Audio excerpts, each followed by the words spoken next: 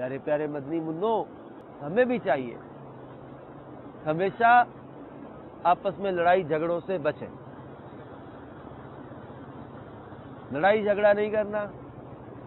آپ کہتے ہیں میں طاقتور ہوں، اپنے دوسرے ساتھی کو گرا لوں گا. لڑائی جھگڑا نہیں کرنا. لڑائی جھگڑا کرنا بری عادت ہے.